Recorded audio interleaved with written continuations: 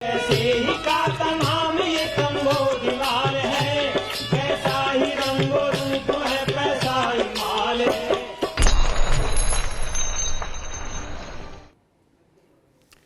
नमस्कार, मैं हूं शुभम शंकधर। आप देख रहे हैं मनी 9 और स्वागत है आपका prime time show money central में। मेरे साथ हर रोज की तरह मनी 9 के एडिटर अंशुमान तिवारी जी जुड़ गए हैं। सर, बहुत स्वागत है आपका।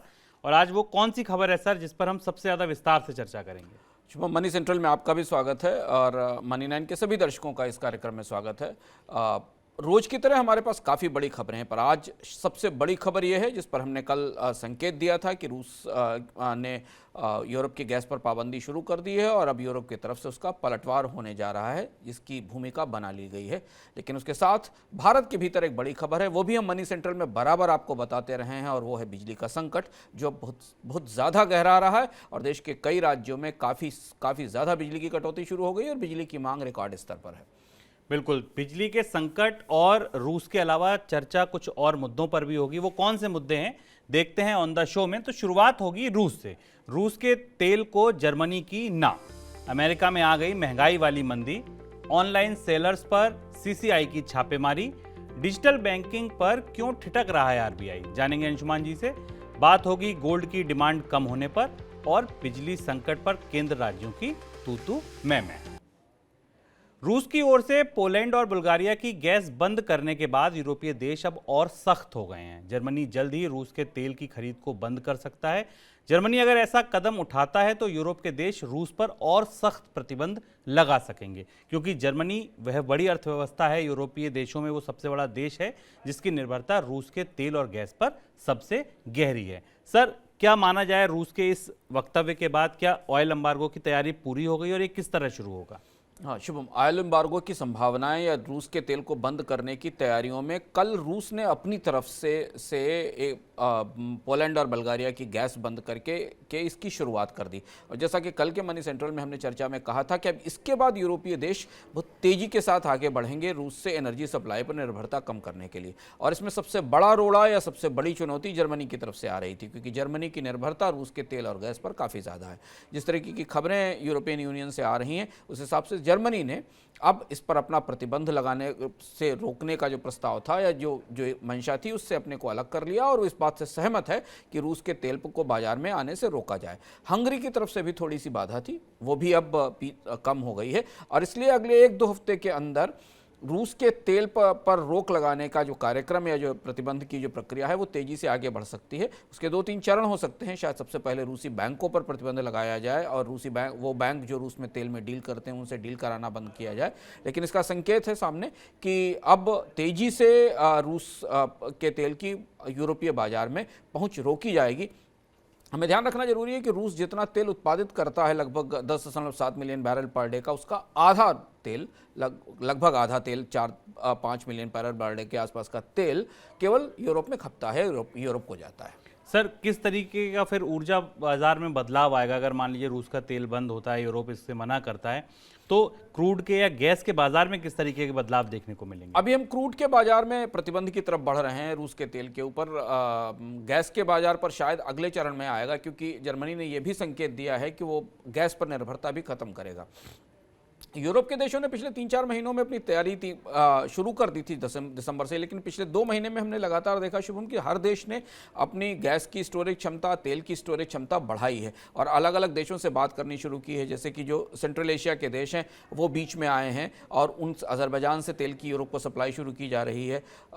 फ्रांस और जर्मनी ने कतर, अल्जीरिया से गैस की सप्लाई और तेल की सप्लाई को मजबूत करना शुरू किया है। तो इससे 2 संकेत मिलते हैं। जैसे ही ये खबर आई कि जर्मनी रूस के तेल पर प्रतिबंध के लिए तैयार हो गया है, वैसे अंतर्राष्ट्रीय बाजार में कच्चे तेल की कीमतें बढ़ी, $160 के आसपास रही हैं, जो कि पिछले कई हफ्तों का सबसे ऊंचा स्तर है।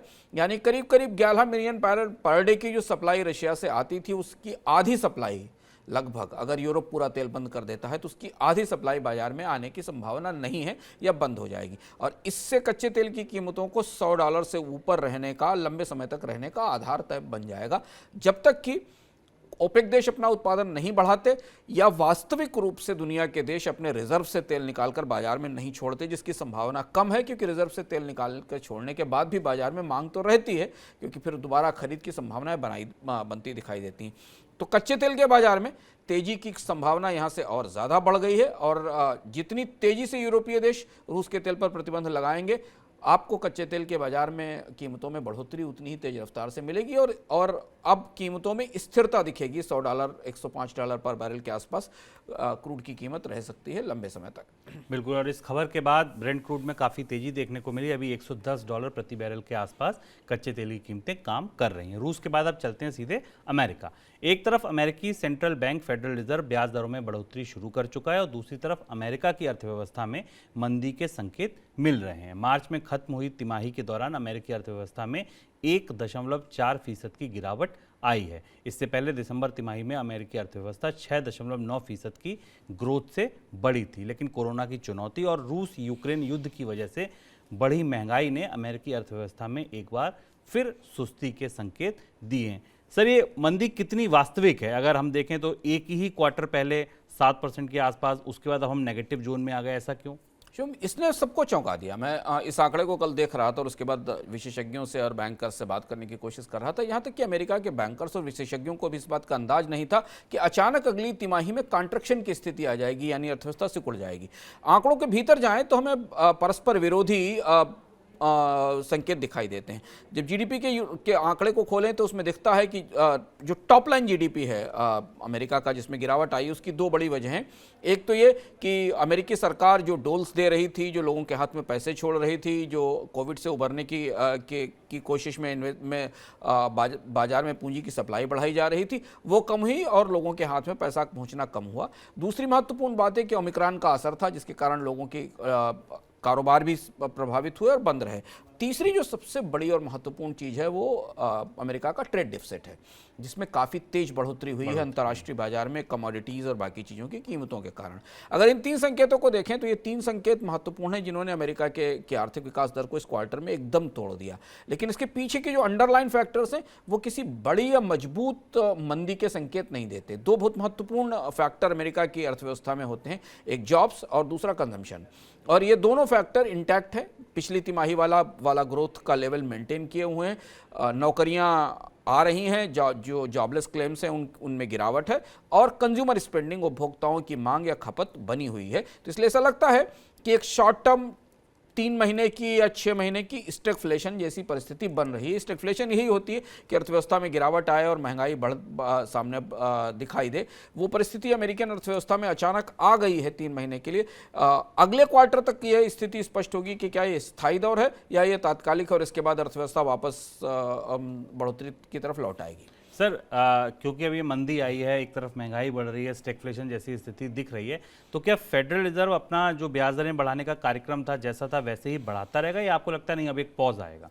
इस पे फिंगर्स क्रॉस्ड हैं। बाजार की इस बात पर निगाह रहेगी कि फेडरल रिजर्व इस क्वार्टर के नतीजे के आधार पर या आर्थिक नतीजे के आधार पर क्या नजरिया बनाता है। हालांकि शेयर बाजारों में कल इस गिरावट के बाद, अमेरिका की जीडीपी की गिरावट के बाद बाजारों में तेजी देखी गई, और तेजी इसलिए देखी गई क्योंकि उनको उम्मीद थी कि ब्याज दरों में बढ़ोतरी की प्रक्रिया शायद रुकेगी और बाजार में पूंजी आएगी। लेकिन यही सबसे बड़ी दुविधा है अमेरिका के सेंट्रल बैंक के लिए।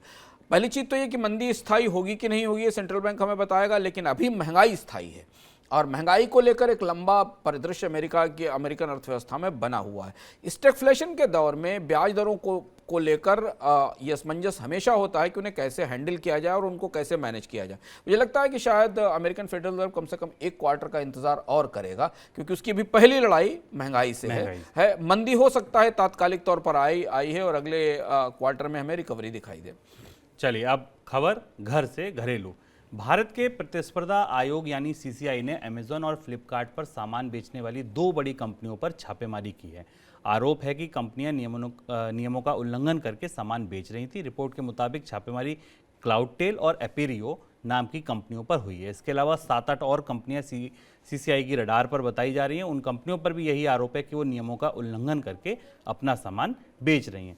देश में व्यापारियों का संगठन कैट लंबे समय से अमेजॉन और फ्लिपकार्ट पर बड़े डिस्काउंट पर होने वाली सेल के खिलाफ आवाज़ उठाता रहा है और कैट का कहना है कि ई कॉमर्स कंपनियां भारत में एफडीआई नियमों का उल्लंघन कर रही हैं। सर, ये जो सीसीआई की रेड है क्यों हुई, इसके पीछे की क्या कहानी है?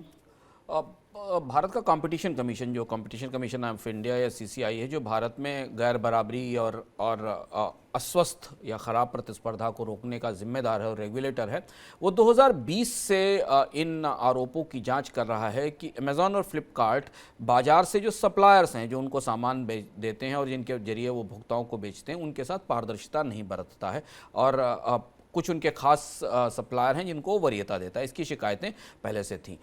ये काम अमेज़न और फ्लिपकार्ट चूँकि एक्सचेंज मॉडल पर काम करते हैं, लोग हैं, कंपनियों के उत्पाद उनके पास आते हैं, तो उनके दो बड़े सप्लायर हैं, क्लाउडटेल और अपेरियो, जो जिनके टर्नओवर करीब करीब 14,000 करोड़ रुपए के आसपास के टर्नओवर हैं।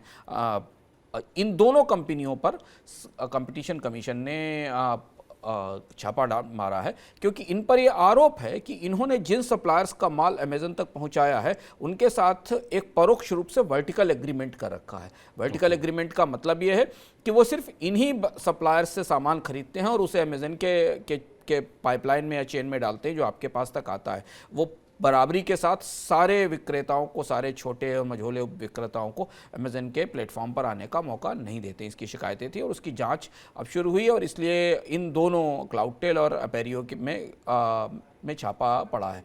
हमें एक चीज़ और ध्यान रखना ज़रूरी है कि पिछले 1-2 साल के अंदर भारत के ऑफलाइन ट्रेडर्स और ऑनलाइन कंपनियों के बीच हमने नीतिगत चीज़ों को लेकर काफ़ी खींचतान देखी है। ऑफलाइन ट्रेडर्स लगातार सरकार पर इस बात के लिए दबाव बना रहे हैं कि ऑनलाइन कंपनियां उनके बिजनेस को अंडरकट करती हैं, डिस्काउंट ऑफर करती हैं, कुछ खास जो सप्लायर हैं उनको वरीयता देती हैं, और ये मामला अब यहाँ तक पहुँच गया है कि कंपटीशन कमीशन को इसमें छापा डालना पड़ा। कंपटीशन कमीशन क्या आदेश जारी करता है वो बहुत महत्वपूर्ण होगा, क्योंकि इसके बाद भारत में ई कॉमर्स बाजार में जो सप्लायर और बीच की इंटरमीडियरी, क्लाउडटेल जैसी इंटरमीडियरी और अमेज़न और फ्लिपकार्ट जैसे जो ई कॉमर्स प्लेयर हैं, उनके रिश्ते कैसे होंगे, उनको समझने के लिए ये फैसला सीसीआई का काफ़ी महत्वपूर्ण होने वाला है। बिल्कुल, और ये निश्चित तौर पर ये फैसला नज़ीर भी बनेगा तमाम और वेंडर्स के लिए, सेलर्स के लिए और ऑनलाइन प्लेटफॉर्म्स के लिए भी। ये बीते नवंबर की बात है, नवंबर 2021 में नीति आयोग ने देश में डिजिटल बैंक बनाने का प्रस्ताव दिया। अभी कल खबर आई कि आरबीआई ने इस प्रस्ताव में बहुत रुचि नहीं दिखाई। क्या डर है आरबीआई को, क्यों ठिठक रहा है आरबीआई? इस पर हम अंशुमान जी से चर्चा करें, उससे पहले आप देखिए प्रवीण शर्मा की ये स्पेशल रिपोर्ट। ये बात इस साल 11 मार्च की है। उस दिन आरबीआई के एक आदेश से हड़कंप मच गया। रिजर्व बैंक ने पेटीएम बैंक को नए ग्राहक जोड़ने से रोक दिया था। पेटीएम को एक ऑडिट फर्म भी अपॉइंट करने के लिए कहा गया ताकि उसके आईटी सिस्टम्स का पूरा ऑडिट हो सके। अब दूसरी कहानी, बात भारत पे की। ये फिनटेक कंपनी साल की शुरुआत में सुर्खियों में आ गई। कंपनी में कॉर्पोरेट गवर्नेंस का मसला उठा और को-फाउंडर अशनीर ग्रोवर को ही कंपनी से निकाल बाहर किया गया। इस दौरान कंपनी, ग्रोवर और नए मैनेजमेंट और सीईओ सबकी खूब फजीहत हुई। बात यहीं खत्म नहीं होती। Reserve bank payment aggregator license मांग रहे कुछ ऑनलाइन पेमेंट गेटवे पर भी गहराई से नजर रखे हुए है। केवाई से जुड़े मसलों और क्रिप्टो करेंसी एक्सचेंजों और गेमिंग ऐप के साथ इनकी पिछली डीलिंग्स ने इन्हें शक के दायरे में ला दिया है। तीनों कहानियां भारत के पेमेंट्स बैंक और पेमेंट एग्रीगेटरों की कहानी को बयां करने के लिए काफी हैं। भारत के उभरते पेमेंट और फिनटेक सेक्टर में इस उथल-पुथल से रिजर्व बैंक भी परेशान है। अब आरबीआई एक एक कदम फूंक कर रख रहा है। इसी चक्कर में रिजर्व बैंक और सरकार के सबसे बड़े थिंक टैंक नीति आयोग में भी ठन गई है। मसला है डिजिटल बैंक लाइसेंस का। दरअसल नवंबर में नीति आयोग ने डिजिटल बैंक पर डिस्कशन पेश किया था। नीति आयोग ने कहा था कि फाइनेंशियल इंक्लूजन के लिए डिजिटल बैंक के लाइसेंस दिए जाने चाहिए, लेकिन रिजर्व बैंक ने इस पर अपना वीटो लगा दिया है। ऐसा तब है जब हाल में ही रिजर्व बैंक ने डिजिटल बैंकिंग यूनिट्स यानी डीबीयू के लिए विस्तृत गाइडलाइन जारी की है। इस साल के बजट में 75 जिलों में 75 डीबीयू खोलने का टारगेट भी रखा गया है। सवाल ये पैदा होता है कि जब डीबीयू खोलने के लिए आरबीआई बेकरार है तो फिर उसे डिजिटल बैंक लाइसेंस देने में क्या ऐतराज है? बात वाजिब भी है। तो बात यह है कि डिजिटल बैंकिंग यूनिट्स खोलने की इजाजत पहले से मौजूद सभी शेड्यूल्ड कमर्शियल बैंकों को होगी। इनमें क्षेत्रीय ग्रामीण बैंक, पेमेंट बैंक और लोकल एरिया बैंक शामिल नहीं होंगे। अब आते हैं डिजिटल बैंकों पर। ये पूरी तरह से अलग होंगे और फिनटेक कंपनियों को ये लाइसेंस देने की बात नीति आयोग ने की है। इन बैंकों को डिपॉजिट लेने और लोन देने की इजाजत की भी बात है। अब बात ये आती है कि जब आरबीआई और नीति आयोग दोनों का मकसद फाइनेंशियल इंक्लूजन का ही है, तो फिर पचड़ा किस बात का है? तो डिजिटल बैंकिंग लाइसेंस पर रिजर्व बैंक की आपत्तियों की कुछ खास वजहें हैं और इसके पीछे आरबीआई के अनुभव और ठोस तर्क हैं। पहली वजह यह कि रिजर्व बैंक इस मार्केट में और बिखराव नहीं चाहता है। उसे लगता है कि नए बैंकों के प्रमोटरों को उसके फिट एंड प्रॉपर क्राइटेरिया पर खरा उतरने में मुश्किल आ सकती है। बैंक लाइसेंस लेना आसान नहीं है, प्रमोटरों के लिए इन्हें पूरा करना भी आसान नहीं होगा। 7 साल पहले रिजर्व बैंक ने पेमेंट बैंक के 11 लाइसेंस दिए थे, तब खूब जश्न मना था। अब यह गुब्बारा फुस हो गया है। अब आज केवल 6 पेमेंट बैंक बचे हैं, 5 अपना कारोबार समेट चुके हैं। आरबीआई ऐसा डिजिटल बैंकों के मामले में नहीं चाहता है। स्मॉल फाइनेंस बैंकों यानी एसएफबी के साथ भी रिजर्व बैंक का अनुभव अच्छा नहीं रहा है। रिजर्व बैंक को लगता है कि एसएफबी बड़े तबके तक पहुंच बनाने में नाकाम रहे हैं। आंकड़े बताते हैं कि स्मॉल फाइनेंस बैंकों की मौजूदा 50% शाखाएं शहरी या अर्ध शहरी इलाकों तक सीमित हैं। ये फाइनेंशियल इंक्लूजन के मकसद को बेमानी करता है। रिजर्व बैंक भारत पे में हुए हालिया घटनाक्रम से भी चिंतित है। उसे लगता है कि प्रमोटर वित्तीय इकाइयों को चलाने को लेकर उतने संजीदा नहीं है। इनमें कॉर्पोरेट गवर्नेंस के भी मसले रिजर्व बैंक को परेशान कर रहे हैं। बैंकिंग लाइसेंस इन्वेस्टर्स के लिए एग्जिट रूट का जरिया न साबित हो, यह भी फिक्र रिजर्व बैंक को है। माने माल बनाया और निकल लिए। इसी वजह से reserve bank digital bank license जारी करने में आनाकानी कर रहा है। अब रिजर्व बैंक खिलाफ हो रहा है तो रेजर पे एक्स, जुपिटर, नियो, फाई और ओपन जैसे न्यू बैंकों की डिजिटल बैंक लाइसेंस हासिल करने की उम्मीद टूटती दिख रही है। खैर, काफी कुछ इस बात पर डिपेंड करेगा कि आने वाले वक्त में रिजर्व बैंक और सरकार इस मसले पर क्या रुख तय करते हैं। मनी 9 के लिए प्रवीण शर्मा। सर बिल्कुल एकदम क्लियर समझ आ गया कि ये डिजिटल बैंक की जो लड़ाई है वो क्यों नियामक में और दूसरी तरफ नीति आयोग में थिंक टैंक में ठनी हुई है। सर, जायज़ है चिंताएं आरबीआई की? क्या वाकई इतनी अस्थिरता है इस स्पेस में कि आरबीआई भरोसा नहीं जुटा पा रहा है, क्योंकि बैंक ट्रस्ट का नाम है? 2 बड़े महत्वपूर्ण मुद्दे हैं इस पूरी प्रक्रिया में जो हमारे लिए समझना जरूरी है। अस्थिरता फिनटेक है, उसे हम बाद में लेते हैं। रिजर्व बैंक नए बैंकों को लाइसेंस देने में दुनिया का सबसे कंजर्वेटिव फेडरल रेगुलेटर है। अगर आप भारत में बैंकिंग सेक्टर के उदारीकरण के पिछले 25 साल को देखें तो रिजर्व बैंक ने बहुत कम बैंकों को बैंकिंग स्पेस में आने की इजाज़त दी है, जिसको हम फुल बैंकिंग कहते हैं। 100% बैंकिंग। 100% बैंकिंग का मतलब आप डिपॉजिट ले सकें, आप क्रेडिट दे सकें और सरकारी सिक्योरिटीज़ में बाकी जगह निवेश कर सकें। यह है फुल बैंकिंग। कोशिश ये हुई बार बार रिजर्व बैंक से कि पार्शियल बैंकिंग, सेमी बैंकिंग के रास्ते में लाया जाए, जिसमें क्रेडिट के साइड से शैडो बैंक्स आए, एनबीएफसीज, जिनका किस्सा हम खत्म होता देख रहे हैं। अब शैडो बैंकिंग का दौर सिमट रहा है। दूसरी कोशिश पेमेंट साइड से आरबीआई ने की, जब पेमेंट बैंक्स को लाइसेंस दिया गया कि उन्हें सिर्फ पेमेंट का काम दिया जाए। वो डिपॉजिट नहीं ले सकते, क्रेडिट नहीं ले सकते, वो केवल पैसा लेंगे आपसे और पेमेंट करेंगे और उसमें जो उनकी फीस होगी वो एक फीस चार्ज करेंगे। ये पूरी प्रक्रिया बैठ गई क्योंकि फिनटेक उसके साथ आ गया था। पेमेंट बैंक की किसी को जरूरत नहीं थी, मोबाइल वॉलेट आ गए। तो रिजर्व बैंक की पहली सबसे बड़ी चिंता इस पूरे प्रक्रिया में यह है, NITI Aayog full fledged bank चाहता है। डिजिटल बैंक्स भी आम बैंक होंगे। अब तो आम बैंक ही डिजिटल बैंक हो गए। तो आप ये कैसे फर्क करेंगे कि SBI, HDFC, ICICI digital bank नहीं है? वो भी ऑलमोस्ट डिजिटल बैंक है, मोबाइल पर चलते हैं। अब तो लोग बैंकों की ब्रांच या शाखाओं में नहीं जाते हैं, उनके सारे ट्रांजेक्शन्स हुए। तो पहली चीज तो ये कि नीति आयोग और रिजर्व बैंक के बीच इस पर कोई संवाद नहीं हुआ कि डिजिटल बैंक से रिजर्व बैंक की कल्पना क्या है। जिस डीबीयू की बात की गई वो मौजूदा बैंकों की डिजिटल बैंकिंग यूनिट्स हैं, जो मौजूदा बैंक अभी कॉमर्शियल बैंक्स काम कर रहे हैं, सरकारी और निजी क्षेत्र के। तो पहली चीज तो ये कि रिजर्व बैंक अब नए बैंकों को लाइसेंस देना नहीं चाहता, क्योंकि छोटे बैंक खतरा है, छोटे बैंक डूबते हैं। वो बैंकों में कंसोलिडेशन और मर्जर की बात कर रहा है, जो हम लगातार होता हुआ देख रहे हैं भारत में विलय के जरिए और बाकी चीजों के जरिए। दूसरी महत्वपूर्ण बात यह कि ये सारा का सारा स्पेस शुभम फिनटेक की तरफ जा रहा है और फिनटेक में पेमेंट को लेकर अभी बहुत सारी तकनीकों में तेज उतार चढ़ाव हो रहा है। हमने देखा मोबाइल वॉलेट फ्यूचर की स्टोरी थे, यूपीआई आया, पेटीएम कहाँ चला गया, मोबीक्विक कहाँ चला गया, यूपीआई आते ही मोबाइल वॉलेट के पूरे बिजनेस मॉडल ध्वस्त होने लगे, उस पर सवाल उठने लगे। यहाँ तक कि डेबिट कार्ड के मॉडल्स ध्वस्त होने लगे। लोगों ने डेबिट कार्ड का इस्तेमाल करना कम कर दिया क्योंकि वो ऑनलाइन पेमेंट यूपीआई के जरिए करने लगे। पेमेंट साइड से भारत की बैंकिंग में रिवॉल्यूशन हो गया है, पेमेंट साइड से भुगतान करने के मामले में। और अब उसमें जो बड़े प्लेयर हैं जिनके पास रिस्क की एपिटाइट है, जो जोखिम ले सकते हैं, वो आगे खड़े हुए हैं। इसलिए मुझे लगता है कि डिजिटल बैंक जमीन तक आ पाएंगे और नीति आयोग का ये प्रस्ताव रिजर्व बैंक मानेगा, इसमें संदेह है, क्योंकि पेमेंट बैंक के लाइसेंस देकर और अपने वो हाथ जला चुका है। जब तक ये पूरा स्पेस टेक्नोलॉजिकली स्टेबल नहीं हो जाता, तब तक रिजर्व बैंक नए फुल बैंकों को, फुल स्केल बैंकिंग को आने की इजाजत शायद ही दे। बिल्कुल, तो अंशुमान जी की बात से स्पष्ट लग रहा है कि डिजिटल बैंक की राह उतनी आसान नहीं है। अगली खबर सोने के बाजार से, गोल्ड के बाजार से। 2022 की पहली तिमाही के दौरान भारत में सोने की मांग में भारी गिरावट आई है। वर्ल्ड गोल्ड काउंसिल की रिपोर्ट के अनुसार मार्च तिमाही के दौरान देश में सोने का आयात 55% घटकर 147 टन दर्ज किया गया है। इसके अलावा मार्च तिमाही में ज्वेलरी की मांग 26% घटकर 94 टन रही है, जबकि इस दौरान सोने के सिक्कों की, छड़ों की जो मांग है वो करीब 5% बढ़कर 41 टन के आसपास रही है।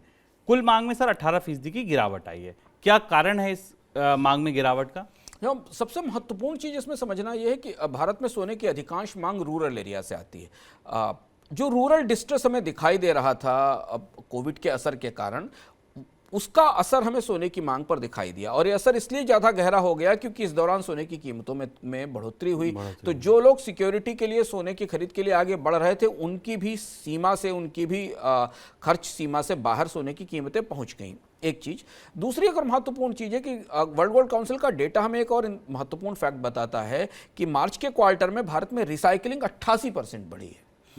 यानी पुराने सोने को रिसाइकिल करके दोबारा बेचकर उसका इस्तेमाल बढ़ा, नए सोने की खरीद नहीं की गई। ये भी एक रूरल डिस्ट्रेस का या फाइनेंशियल डिस्ट्रेस का हिस्सा है कि लोगों ने नया सोना शादियों, बारातों या बाकी चीज़ों के लिए नहीं किया, पुराने सोने को रिसाइकिल करके इस्तेमाल किया। और इसीलिए जो बुलियन का नेट इंपोर्ट था वो 58% गिर गया क्योंकि फ्रेश सोना नहीं आया, पुराने सोने की रिसाइकिलिंग हुई।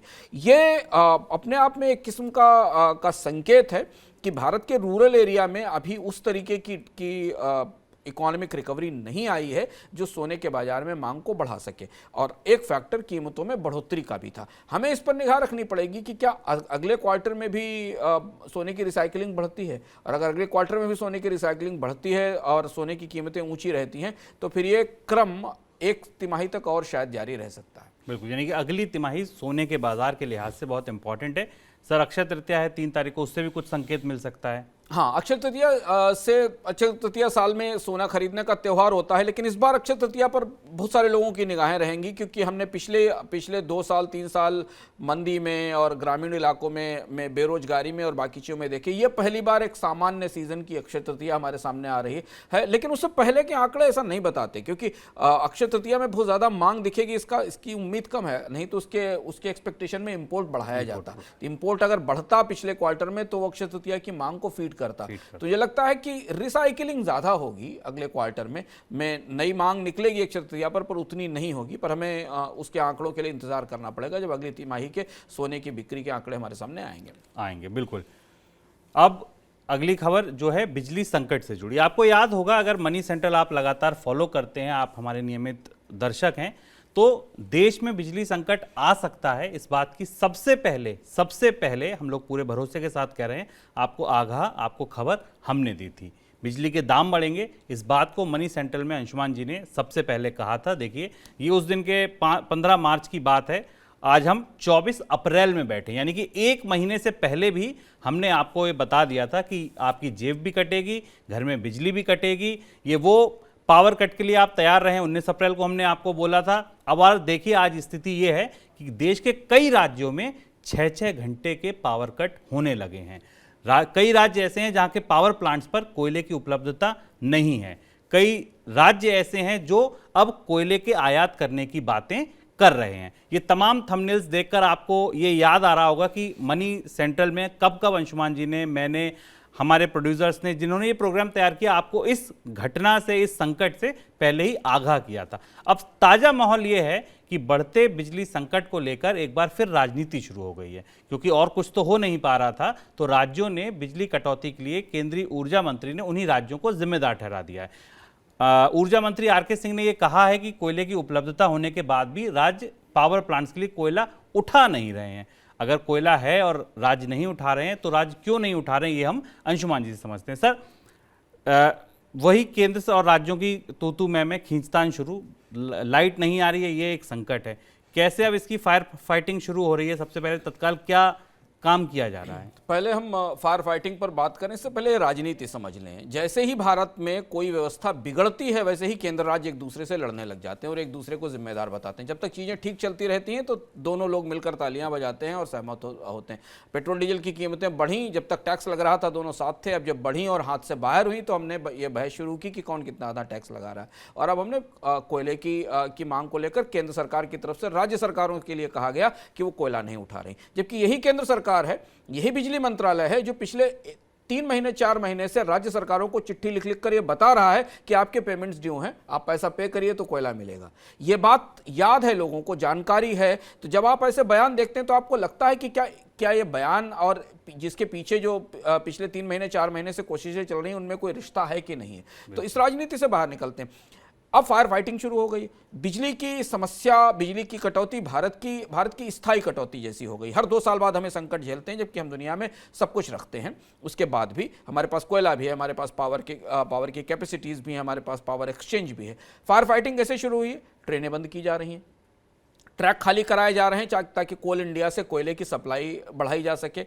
दूसरी चीज़, बहुत सारे राज्यों में 1 दिन का 2 दिन का बिजली कोयले का स्टॉक बचा है, जिसे हम लगातार चेतावनी देते चले आ रहे थे, बता रहे थे। अब वहां बिजली की कटौती शुरू हो गई है। फोर्स्ड डिमांड कंट्रोल शुरू हुआ है। 5 घंटे, 6 घंटे, 7 घंटे की कटौती होगी। कई जगह राज्य सरकारें उद्योगों से कह रही हैं कि वो कमी की जाए, बिजली की मांग में कमी की जाए। बिजली आपको नहीं मिलेगी, मांग में कमी होगी तो शायद बिजली घर सीमित कोयले से थोड़ा ज़्यादा उत्पादन कर सकेंगे, और अगर कोयला कम होगा तो उत्पादन नहीं होगा। तीसरी जो सबसे महत्वपूर्ण चीज़ है, जहां केंद्र सरकार ने राज्य सरकारों से कहा है कि अब वो कोयला इंपोर्ट करना शुरू कर दें, 3 साल के लिए कम से कम इंपोर्ट करना। 3 साल बहुत महत्वपूर्ण फैक्टर। तो क्या 3 साल तक कोयले की कमी भारत में रहेगी? इसका संकेत सरकार दे रही, संकेत ही मिलता है कि 3 साल के लिए आप कोयले की खरीद का समझौता कर लें।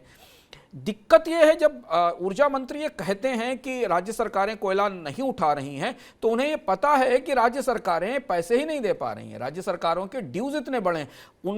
उसी सरकार का एक दूसरा हिस्सा राज्य सरकारों के बिजली ड्यूज को माफ करने का प्रस्ताव तैयार कर रहा है, वही उनको उदय जैसे पैकेज दे रहा है। तो बिजली क्षेत्र की जो समस्या है वो तो बुनियादी रूप से वहीं से चल रही है। तो ये समस्या तो पेमेंट की है, कोयले की कमी की नहीं है, क्योंकि पेमेंट अगर राज्य सरकारें अगर बिजली वितरण कंपनियों को पैसा देते हैं, बिजली वितरण कंपनियां बिजली बनाने वाली कंपनियों को पैसा देते हैं और बिजली बनाने वाली कंपनियां कोल इंडिया को पैसा देते हैं, तो कोई समस्या ही नहीं है। 12,800 करोड़ रुपए की तो ताजी बकायदारी निकल कर आई है।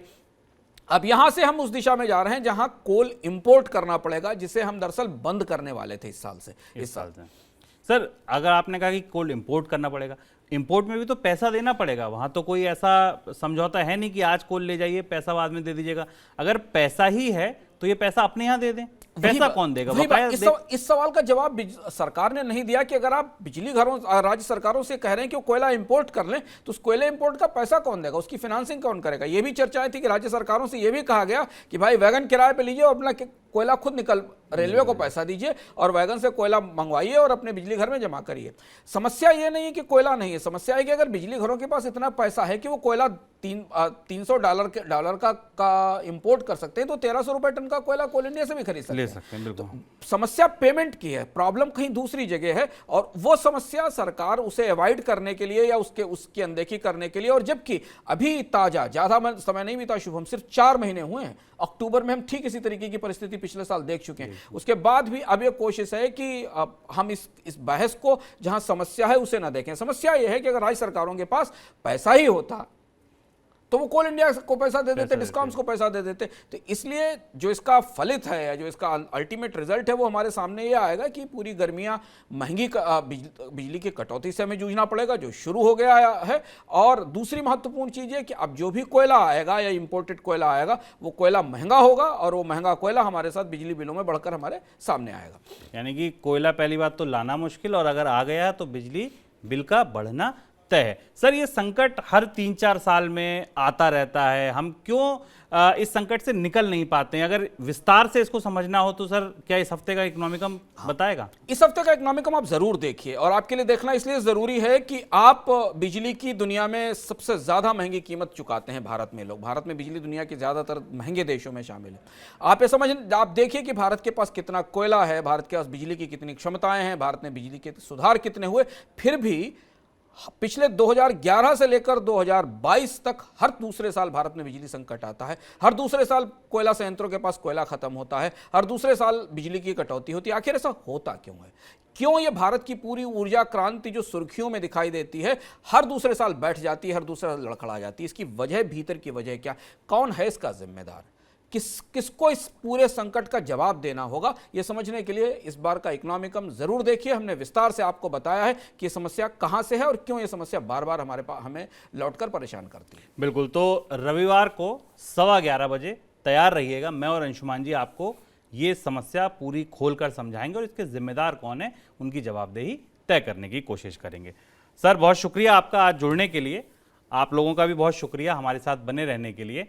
आपसे अगली मुलाकात सोमवार को शाम 7 बजे होगी, और जैसा अंशुमान जी ने बताया कि 11:15 बजे इकोनॉमिकम लेकर मैं आ रहा हूं पावर क्राइसिस के मुद्दे पर। दीजिए इजाजत, नमस्कार। यही का तमाम